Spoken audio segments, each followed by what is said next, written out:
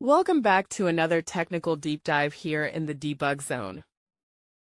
Today we're tackling a big question and breaking it down with insights from other users. Hopefully this clears up some misconceptions and helps you get the answer you need. So buckle up, stay a little curious, and let's jump right in.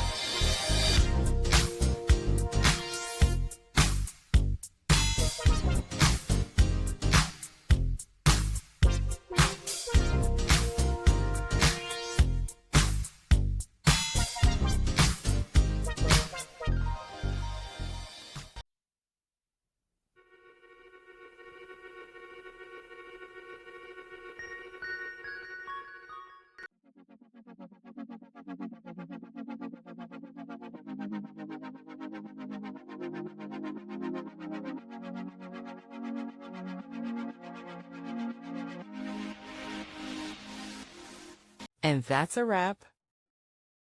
I hope you found the answer you were looking for. If you did, take a second to hit that subscribe button. It really helps out. And let me know in the comments which solution worked best for you. See you next time in the debug zone.